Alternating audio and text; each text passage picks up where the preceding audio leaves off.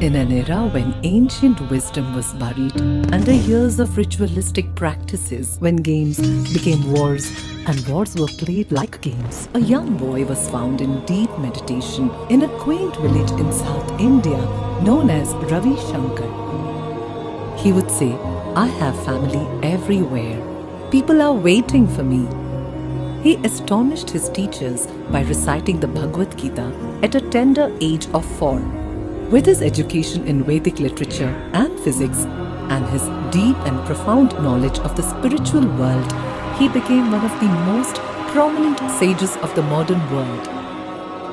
All through his life, he has been reviving ancient knowledge and creating tools and techniques that have benefited millions across the globe in living a deeper and a more joyous life. In 1981, the Art of Living was established by Gurudev Sri Ravi Shankar. Nurtured by his care and contribution, the Art of Living has rapidly grown across 156 countries, reaching over 450 million people. More people are searching harder for inner peace these days. Would you agree? Correct. One of Gurudev's most unique offerings to the world is the Sudarshan Kriya, a powerful breathing technique that facilitates physical, mental, emotional, and social well-being. He has designed 57 exclusive courses that empower individuals and cater to the needs of a wide spectrum of institutions in the society. Back then, Gurudev started the Art of Living service projects by taking responsibility of reviving a sinking school which had no funds. Today, his intention has manifested in over 702 free schools, which provides education and food to more than 80,000 children in rural and tribal parts of India. From childhood, Gurudev had immense faith in the principle of non-violence. With escalating violence and conflict in the world, Gurudev has brought peace in situations where war seemed like the only solution. Thousands of militants and Naxalites laid down their weapons and chose meditation in the northeast and other parts of India. এই সংগ্ৰামখনত আমি সফল হ'ব নোৱাৰিলোঁ। লাষ্টত গম পালোঁ যে হস্ত সংগ্ৰামৰ জৰিয়তে আমি জাতীয় মুক্তি সংগ্ৰামত জয়ী হ'ব নোৱাৰিম। His efforts include bringing an end to a 52-year-old fierce conflict between the FARC and the Colombian government.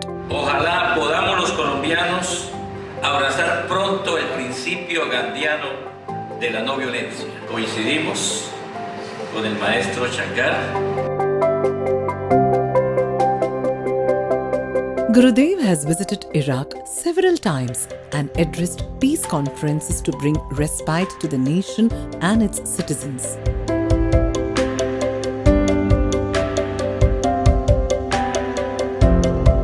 He has hosted a series of trust-enhancing interventions in Jammu and Kashmir, providing all the stakeholders to voice their opinions in an effort to restore peace in the valley. I was named Muhammad, but after becoming a militant, I was called Khalid. We had been taught to operate guns, arms, and train other youths. But now, after doing the Art of Living course and meeting Sri, we realized we had chosen the wrong path. We now want to spread love and non-violence in Kashmir. Gurudev's programs have impacted people involved in armed conflicts across the world, making him a global ambassador of peace. We gather today in this wonderful occasion of tolerance, blessed by our Master of Love. Gurudev strongly believes that behind every culprit there is a victim crying for help. The Art of Living prison program is helping to rehabilitate the prisoners. It has reached out to over 800,000 prisoners globally and has brought immense transformation in their lives. I used to actually look forward to fights. But now since doing this course, I'm a total different person. I can now walk away from a fight. I don't think any human being is totally bad. If he's bad, it's only his understanding, his behavior, his actions. But there is a good side to him. I only see that. The Art of Living's Welcome Home Troops project has transformed lives and brought veterans out of aggression and depression. 94% of these veterans who were suffering from the unseen wounds of war reported peace of mind and reduced stress and anxiety levels. The Art of Living has also been working towards the betterment of the environment. 40 plus rivers and thousands of water bodies in India have been revived. Conducted more than 100,000 cleanliness drives. Planted over 81 million trees in 36 countries. More than 2.2 million farmers have been trained to adopt natural farming till date. Gurudev found the Shri Shri Rural Development Program Trust to empower rural India. Volunteers have developed thousands of model villages across India, providing solar energy to over 90,000 individuals under Light a Home project. Gurudev's vast global network of volunteers is well known for mobilizing trauma and disaster relief for the affected populations around the world. In a world torn apart by religious, social, national and cultural divides, Gurudev's vision is to see the whole world as one family. Gurudev inspired Guinness World Record events like the World Culture Festival. The festival brought together over 3.75 million people from 155 countries with spectacular performances on a breathtaking 7-acre stage equivalent to 6 football fields by 36,602 dancers and musicians from around the globe, celebrating the diversity of all faiths and cultures. The Art of Living has hosted historic events leading to multiple Guinness World Records. If you can have a mind of a scientist and a spiritual force of His Holiness Sri Sri Ravi Shankar ji gives, then we have a beautiful world and happy world and prosperous world. And organizing a meeting no politician on earth could ever dream of. The Art of Living Foundation. For 25 years it worked on programs promoting peace, combating violence and drug addiction, empowering our youth. It has an incredible following that cuts through all religions, cultures, and backgrounds. A very, very difficult thing to do in today's world. Gurudev has been conferred with numerous awards around the globe, including the highest civilian award of Colombia, Mongolia, and Paraguay, the Padma Vibhushan, one of India's highest civilian award, and 21 honorary doctorates globally. His vision for the world is to see a smile on every face and create a stress-free and violence-free society. The voice of peace, the voice of truth should be heard loud and clear.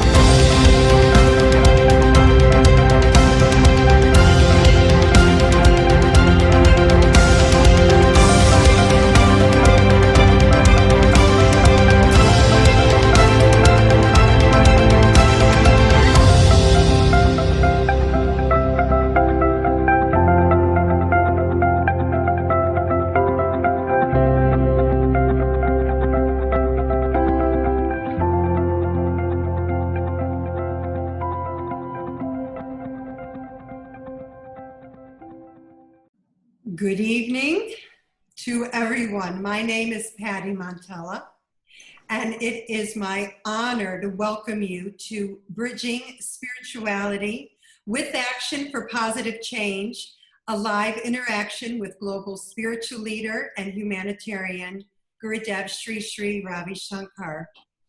Joining Shri Shri this evening is Iyanla Van Zant. Hello, Iyanla. How are you? Wonderful. So happy to be here with everyone. It promises to be a really power-packed evening.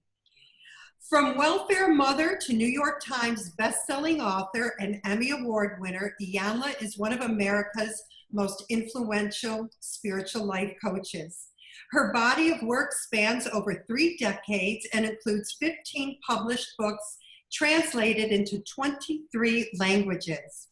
She is the host and executive producer of Iyanla Fix My Life, the #1 reality show on OWN, the Oprah Winfrey Network, and the founder of Intervisions Worldwide, which offers personal development courses for spiritual life coaches and ordained ministers. We're so happy you're here. Thank you. And Tina Lifford is here with us this evening. Tina has invested more than 40 years in learning how we can all be free of the past and future and reclaim our higher self. This past November, HarperCollins released Tina's book, The Little Book of Big Lies. Today, in her day job, Tina plays the beloved Aunt Vi on the critically acclaimed television show Queen Sugar, also on the Oprah Winfrey Network, and has played more than 100 characters in her successful acting career. She's also the founder and CEO of the Inner Fitness Project, a personal development network that teaches inner practices for greater resilience, power, and vision. Hi, Tina. Mm-hmm. And moderating our session this evening is my dear friend, Reverend Cynthia James. Cynthia is a transformational specialist, speaker, and coach. As an inspirational leader, she guides people to make changes at a deep level for lasting healing. She's also a singer and a multiple award-winning author of several books, including the #1 Amazon bestseller, I Choose Me. Her own life was transformed as she transcended a violent and abusive childhood. Through education and personal healing, she created the foundation for all her programs and has facilitated hundreds and hundreds of workshops, seminars, and keynotes worldwide. Hello, Cynthia. And greetings, Gurudev. I'm going to now hand it over in Cynthia's capable hands. Thank you so much. I'm so honored to be here. I woke up so early this morning, excited to be with you all. I just wanted to say, Sri, I'm so grateful to be with you. I mean, I've been in your presence. I've meditated with you with thousands of people. I do Kriya every morning. And I'm so honored to have you be here with two people that I adore to have a conversation. And Yanla, there's a special place in my bookcase for your books. You continue to inspire me and lift me up. And Tina, you have been my friend for over 30 years, and I treasure you in every aspect of our relationship. And it's been amazing to witness your evolution and your expansion to serve humanity.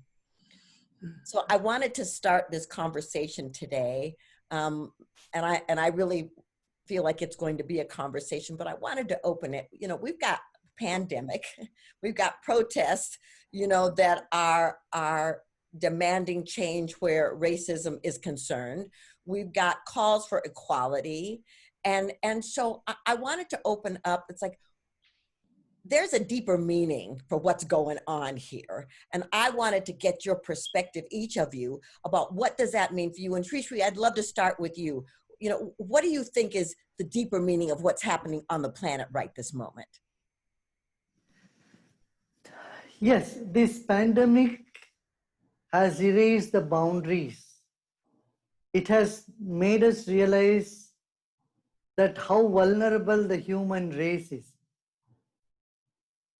A virus which is less than 2 grams can put everybody in quarantine, put everyone in their homes, stop the entire economy of the whole world. Is really matter of concern. I see this is nothing short of a world war, where you are fighting with an enemy which you don't even see, you don't even know. But in this crisis, there are some good things also has happened. Nature has started rejuvenating herself. There has been dolphins in Mumbai shores, which was never there. Here in Bangalore, you know, the weather has become so good. It was not this good last 50 years. We've gone back 50 years when we had pure air and pure weather. So apart from this, of course, there is a lot of hardship for daily wage workers, people who are earning, who are living hand to mouth. they were earning only on a daily basis. They don't have any savings. For such people, this has become a very big challenge. And on one hand, the fear about this pandemic still reels very high in minds of people. So even though we find a vaccine for this, but for the fear to subside, for the mental health to be better, it might take a couple of years, I guess, maybe a year or two. And on the racial front,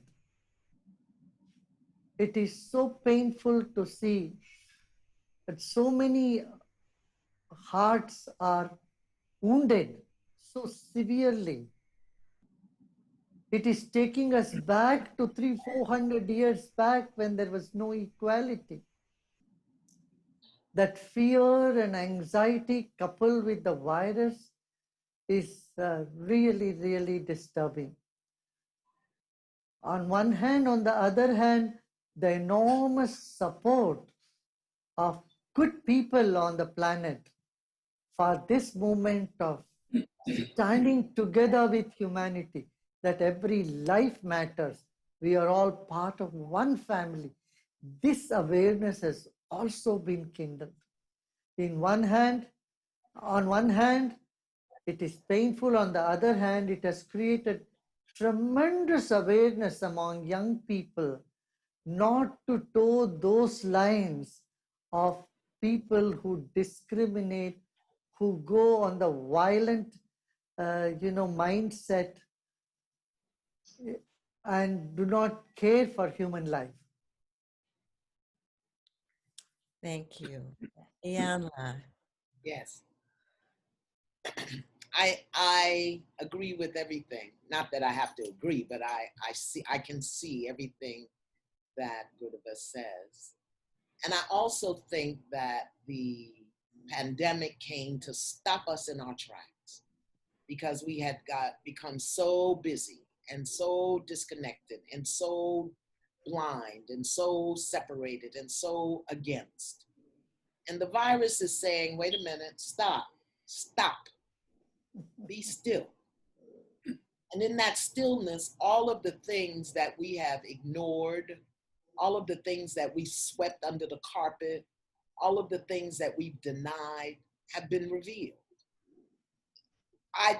We don't need to live in a world where people are barely earning enough to live and eat, and we think that's okay.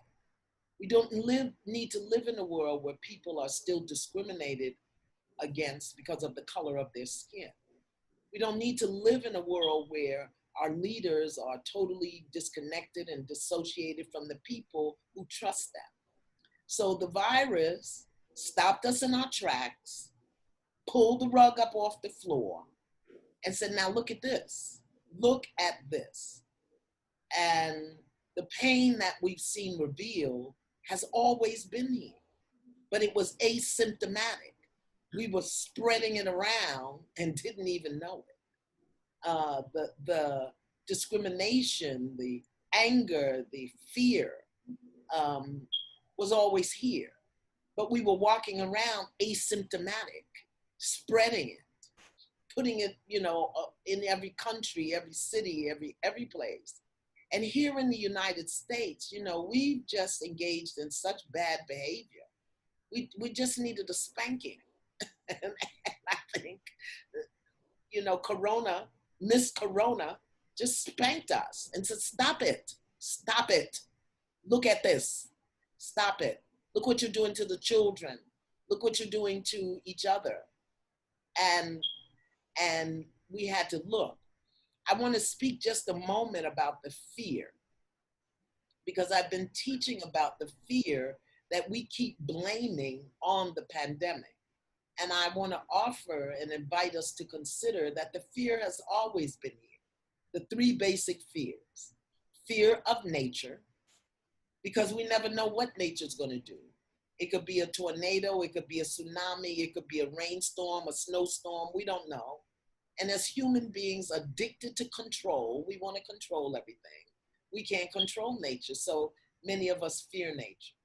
Fear of the unknown. I can't speak for India, but in the United States, we're afraid of the unknown. If we can't control it, name it, see it, touch it, we're afraid of it. And the two big fears in the unknown is fear of death and fear of change. People don't even want to get divorced because they fear to change, okay? They don't want to move to another city because they fear to change. And then fear of death. We act like we're born to keep living. You start dying the day you were born. But no one teaches us about the beauty or the power or the meaning of death. So we fear death. And then finally, fear of each other. People are afraid of each other. Black people are afraid of white people are afraid of brown people, men are afraid of women, because human beings are crazy. We are crazy. You know, you could just be walking down the street and you never know if somebody just gonna take out something to hit you in your head. Human beings are crazy, okay? So we have a fear of each other, and now we gotta wear a mask. So not only am I scared of you, I can't identify you. These fears have always been here, and Miss Corona has said, deal with it. Now, how are you gonna deal with this? Is there a kinder, gentler, more compassionate side of you that I can call forward? And instead of paying attention, now we're rushing to get out. So I think that this virus, this pandemic, is something that we call forward for our own healing and growth, to put an end to our bad behavior. And the young people are the ones who are going to lead the way. Thank you so much, Tina. Yeah, first I just want to say it is a pleasure to be on this platform in this conversation.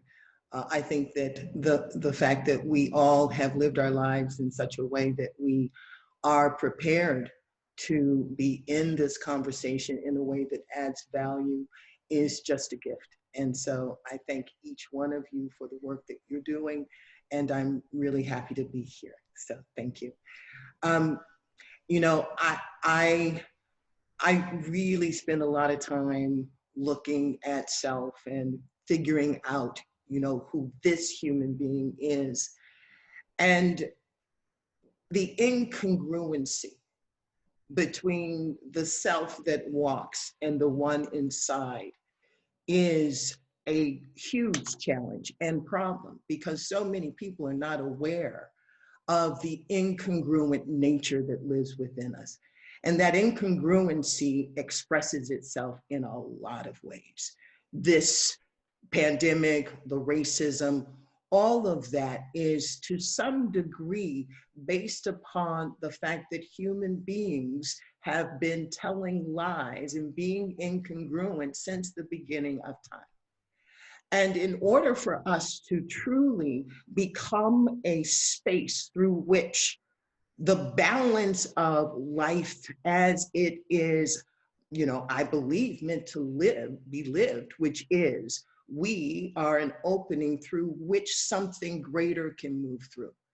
And if we are meant to be an opening through which something greater can move through, then the most important thing for us to do is to develop the ability, the skill, and the mastery of getting out of our way. And this quarantine has really dropped people into a relationship with themselves. And some people are discovering that that relationship is a dysfunctional relationship. Others are discovering that that relationship is a relationship that needs tending to. Others are discovering for the first time they've stopped and become still enough to realize that there is something more than the busyness they have been identified with. And so, you know, one of the things that I take great solace in is knowing that I can't figure out the mind of God, but I trust it implicitly. And so I know, and I have seen in the workings of this body that this body knows how to at least reach towards homeostasis. And as a reflection of the unseen, I believe that the planet knows how to reach for homeostasis, and that we are in some form of that reaching and the balancing that will go with us actually moving into a higher state. I will say that one of the most important things that I have learned for this human being is that is my pain, that has been unresolved, that is a hidden, secret, and recurring wound, absolutely must recur in order for me to bring more of myself to the experience, to the misconceived memory than I had available the last time it came around. So when it comes to the fact that we are revisiting ideas of war and the pain of war and the misconception of self that war of all kinds actually presents, it's an opportunity for us, and there are so many more aware, awake, and awakening people, for us to come to this moment, to bring more of ourself, capital S, to these moments. Life is going to do what it does.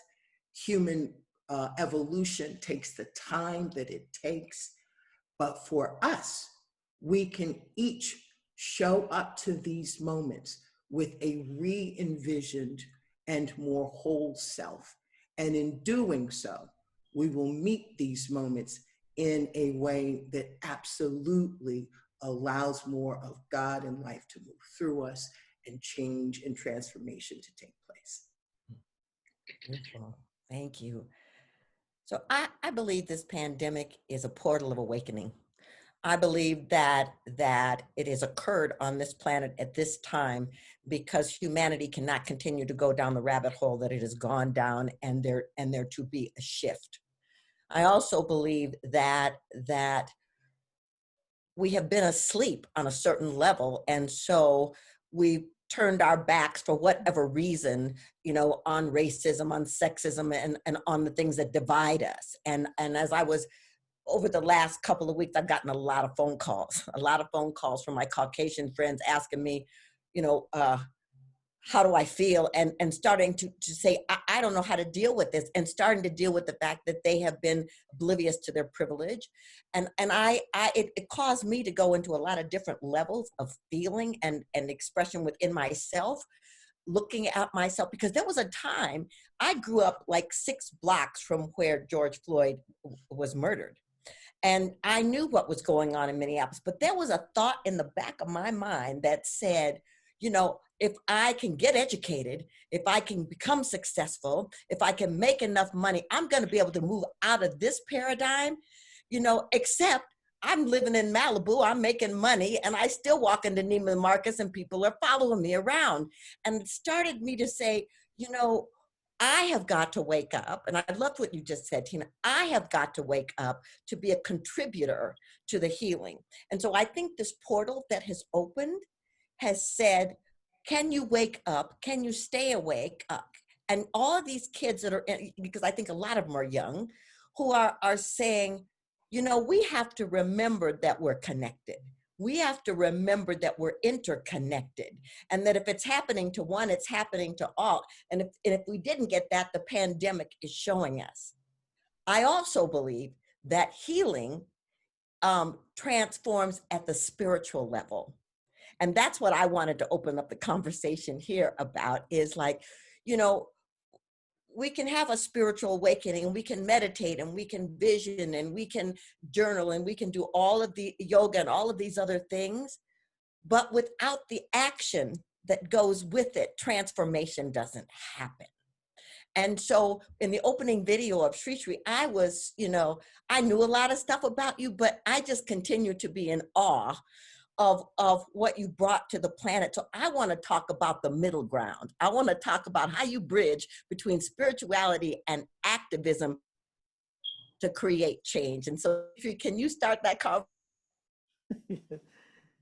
Yes, Reverend Cynthia, you have put it in the right perspective.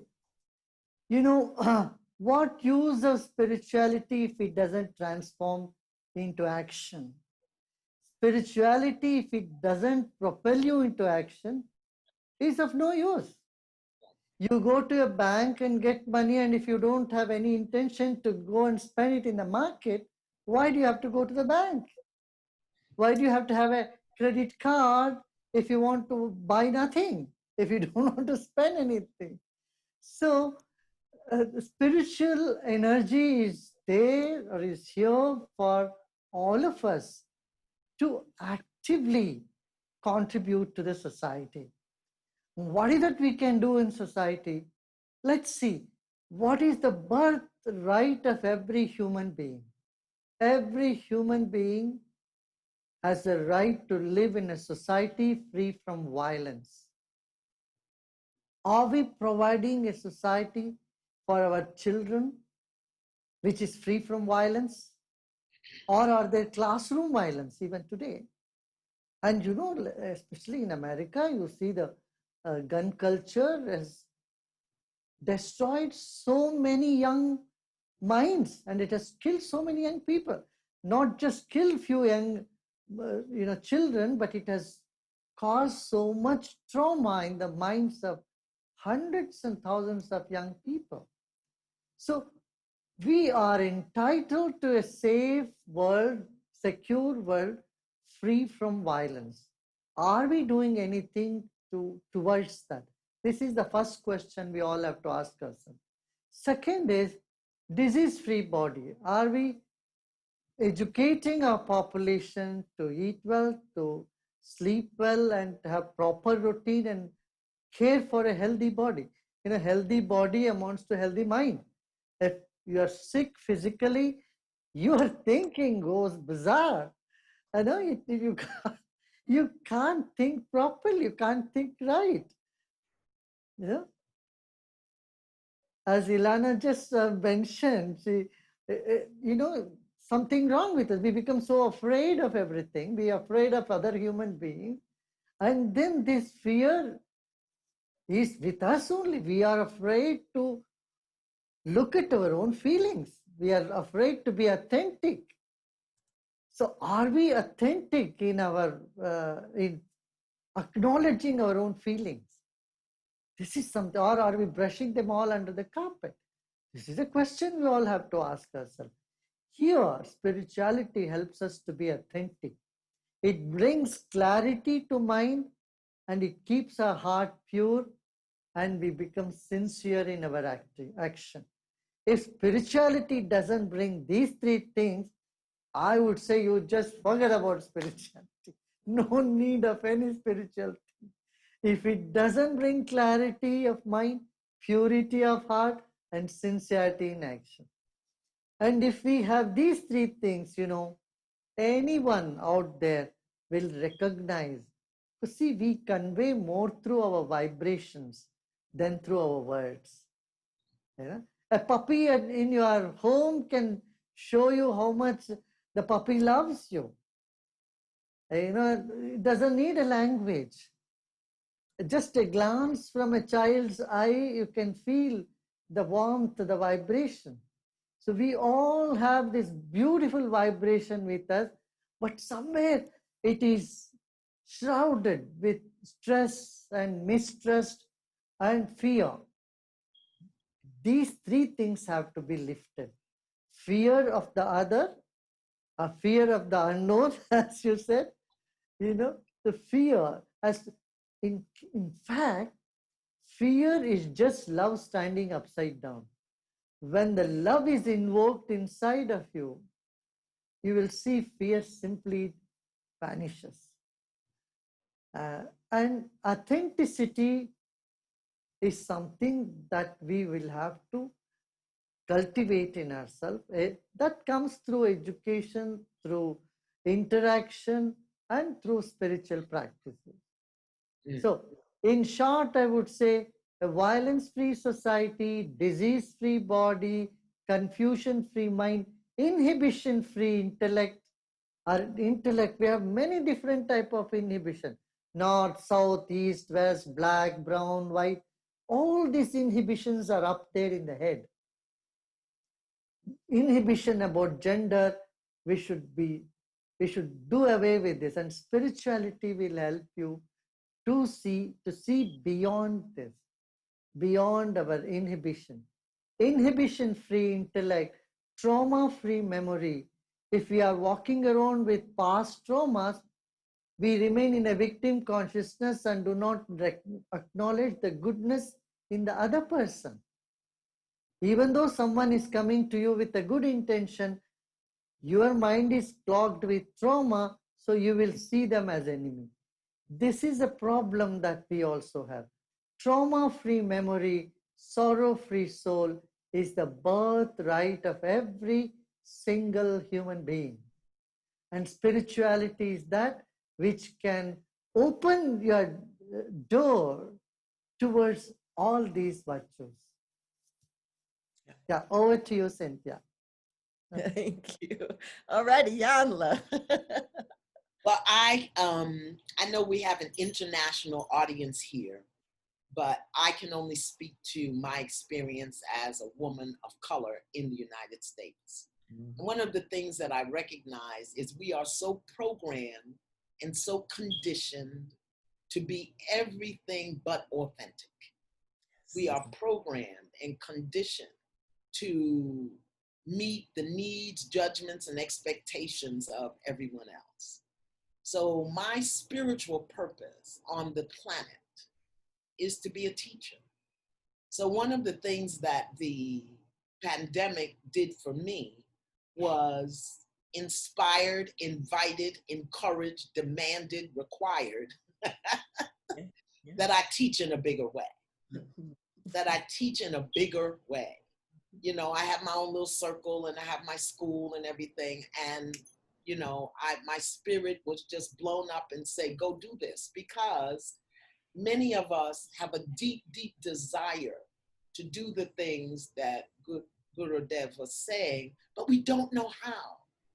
In America, the biggest enemy to spirituality is religion. It's religion and the confines. And you got to do it this way, and you have to do it that way. And so my activism as a spiritual teacher was to share with people the knowledge and information I have been given over the past 45, 50 years about how to stand as a spiritual warrior on the planet. Sorrow-free soul, authentic expression, non-violent approach, because so many people have no idea how to do that. So yes, if your spirituality isn't making your life and the life of the world better, one of the things that I learned very early in my spiritual walk was, this ain't for you. We don't need you walking on water and flapping your angel wings. We need you to be a demonstration to others of the presence of spirit. As Tina said, to allow that something greater to express through you, and then you become a conduit through which greater can express to other people. That's my purpose. So that's what the pandemic did for me. It awakened me to, I was staying safe, I was staying in the box, afraid of criticism, afraid of who was gonna say what, because you know, some of the spiritual truths are a little strange. Oh, it's a little strange to people. And we've been programmed in this law and order society, you know, punishment, guilt and shame and victimization and all the external stuff. So when you start to tell people things like, love them anyway. What you mean, love them anyway? Look what they did, and you know. So I'm grateful for Miss Corona. Absolutely. He kicked me out the box, helped me bring my spiritual activism to the forefront and push my fear of criticism to the background. Because if I have something that the Creator has given me, it's not for me. It's for me to share in a greater way, to anchor the presence of the Creator. Absolutely, absolutely. Yeah. Yeah. Yeah. I again, I totally vibrate and feel everything that is being said and say yes. And I love Iyanla's deep bow. And I say to what you just said, deep bow, deep bow, deep bow. You know, spiritual, how do we take spirituality and bridge activism? And again, you know, the call is for us to not just understand the bigger picture and the idea of freedom and peace and oneness and family, but to activate that in our consciousness and our everyday experience. And so I think that one of the great ways that we become, to use Iyanla's term, spiritual warriors, is to step into that training ground within self right now. Like, what are you doing inside of yourself in your consciousness? And if in fact, you know, I mean, it's been said by spiritual teachers since the beginning of time, that starts with the question of who am I? And as we begin to value the self, you know, first discover that there is a self inside that is more than that image that we look at in the mirror. When we discover that there is a self, and that self has an innate agreement with the bigger energy of life, then we must show up honoring that self. And the best way, or the beginning of honoring that self, is to be curious about it, is to develop a relationship with that self. If you don't know what that means in this moment, then it means to begin to simply ask the question, you know, what is self? Who am I? If I'm more than that image in the mirror, then who am I? Because stepping into that kind of personal inquiry allows us to align with something that is greater than the machinations of our conditioned and fearful minds. So that's the starting point.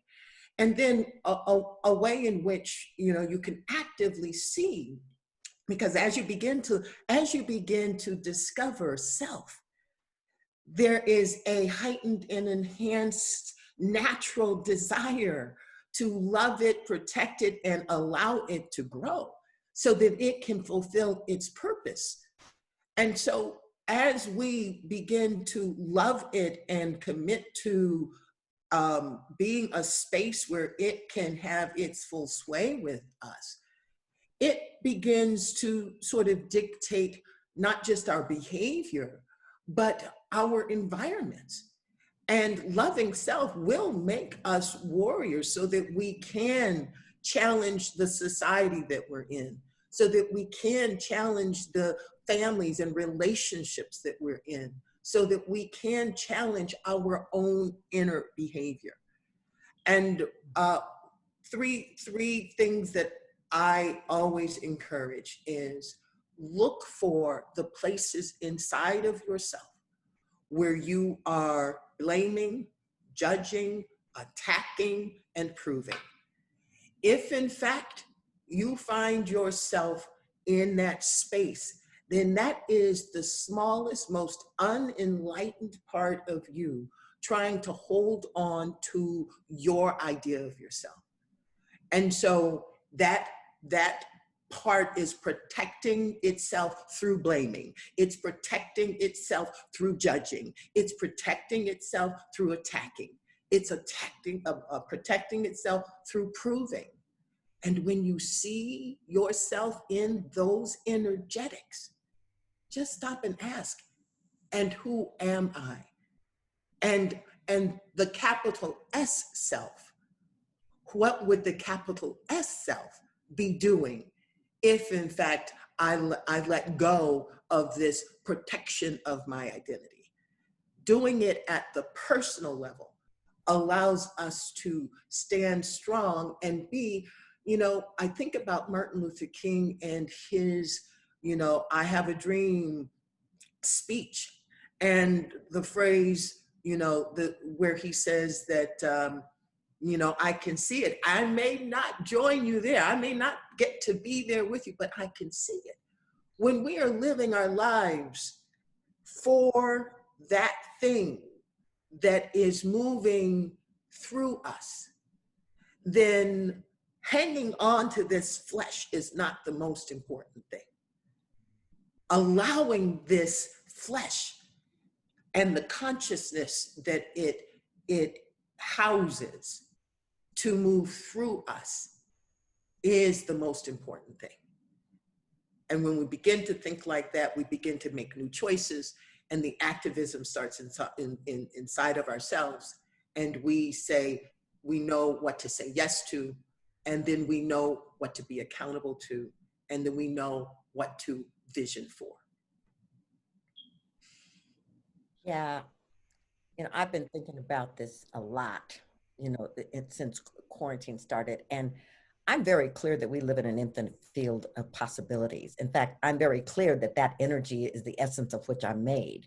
And if that is true, then I'm a co-creator with that energetic, and I get to create shift by shifting with me. So what I've been looking at is, how do I creatively regenerate myself?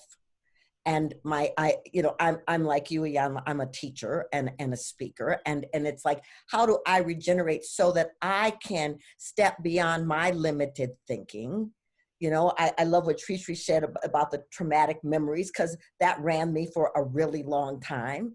How do I step beyond those to the places where I push the edge, where I step beyond those walls, where I step out and I dare to challenge any limited thinking within myself and stand for who I say I am and walk my talk. And I think that that's what's been happening in my circles. People are awakening and going, I've always said I'm not racist. I've always said I'm loving. I've always said I'm compassionate. And yet I will sit in a room and not stand for it. I will walk into a space and keep my mouth shut when I know that something's out of integrity. And so I feel like the activism, and it's like to be aware that you are one with that infinite presence, and you all also have an obligation, because you're on this planet, to take a stand for who you say you are, what you believe, and how you want to move on this planet. And so I guess I know we only have like an hour here with Sri, but I want to ask, what is the one thing you want people to catch so that they can walk away from this conversation and move into action in a powerful, dynamic, and mighty way? So how about I start with Iyanla and Tina, and we'll end with Sri and give him the final word. Well, these three powerful women are coming with so many ideas, and I think people are going to catch all these ideas from these three powerful women in this conversation. So I'm more or less like a witness for what is unfolding. But one thing I would like to say here is, as Tina already mentioned, the first thing is to find out, who am I? looking into the fact, what is this consciousness? Who are we? Who am I? That's a very, very important question. This question is the pinnacle of maturity of mind. If our intellect is mature, then this question must arise in us. Now, see, we have many identities. We take on an identity. I am a teacher or I am a student. Every teacher is a student too. If you are a teacher, you have got to be student, lifelong student. So you're a student of your life. At the same time, you intentionally or unintentionally, you keep teaching others. In India, there is a proverb, I salute the bad guy first and then the good teacher. Because that bad guy is teaching you on his own cost. He is falling into the pit and telling you, hey, watch, here is a black hole, don't fall. I have fallen. So this proverb, it's an old proverb, it says, salute the bad guy first and then the good one, because the good one is showing you a way and moving, not at his or her cost. But the bad guy is showing something at his cost or her cost. So I would say, we need to inquire, who am I? This is the spiritual aspect. Find love inside. You are a fountain of love. Each individual have come to this planet as a fountain of joy and bubbling love. But we have forgotten. We have forgotten to smile. We have forgotten to be in that carefree atmosphere that we were brought into this planet. As Ilana said, there is fear about everything. And to get out of the fear, we have to go within. When we go within, we see that innocent, pure corner of our heart is still alive. It's still kicking deep inside you. Recognize that spirit within us. We need to recognize that spirit within us, number one. Then, how do I do it? I have 100 things to do. So when so many things are in front of me, how can I do it? Even though you put so many aphorisms, you tell your mind so many times, this is what I want, still your emotions are not in your control. They just takes over. Then I would say attend to breath. Because directly we cannot control our mind, but we can do it through our breath. Every emotion has a specific rhythm in the breath. So if we attend to breath, you will see that you are out of all those negative cloud that is bothering you day in and night, though you didn't want them. Nobody wants all these negative feelings. But neither at home, nor in school, nor in any places of religious worship, they ever teach us how to handle this stuff called mind. So our worst enemy is our own mind. So if we can master our mind through our own breath, because mind is not so tangible, but what is semi-tangible is our breath. Attending to the breath, we can create harmony within ourselves. When there is harmony in us, I tell you, it just spreads around us. It just resonates with people around us. And this is what I found. See, when I had this challenge in Colombia, I had to talk to these people, FARC guerrillas, 15 of their commandos. So when I went there first, they said, no, we are not interested. We believe in Marxist and Lenin's principle. We don't believe in anything spiritual. This is their first sentence. They were not ready even to talk to me. Also, I look little different coming from India. Color-wise and otherwise, hair and everything. So, but then they agreed to, they came to check me out when I was giving a talk at the university.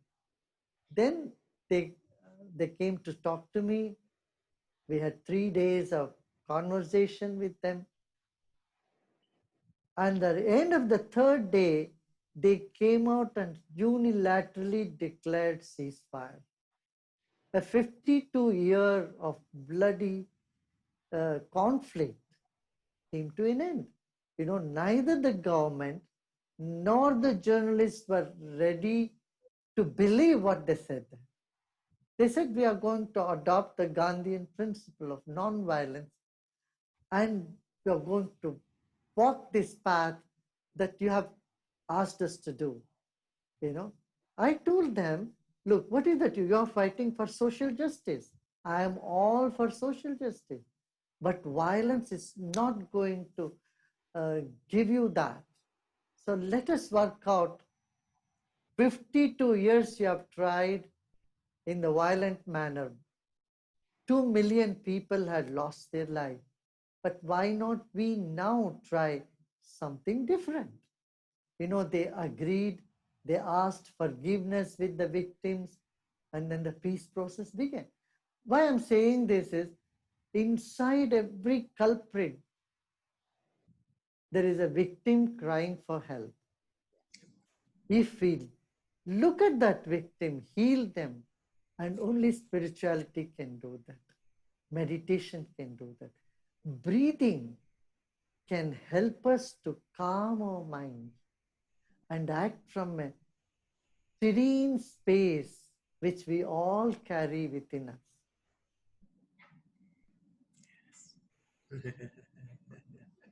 Well, in the short amount of time that we have left, because I'm a kindergarten teacher, I want to make sure everybody got it. So breathe, people. Learn how to breathe and calm the mind down so that the mind will mature, so that you can master the mind. And when the mind calms down and when you're breathing, you've got to look for where you're blaming, where you're judging, where you are trying to prove, and where you declared yourself to be a victim. And that doesn't have anything to do with anybody else. So own your stuff. If it's in you, it is of you, it is from you, it is for you. The other thing I think is important is to really make that distinction between mind and between self and self, so that you can step into who you are as a co-creator of your experiences. And I would sum that all up to say, think higher. Very good. Very good. That's it. That's it. Big Yeah. mind. That's what they are. Yeah, and you know, as we navigate our way to mastery of all of this, understand that it is a process. Stay in the process.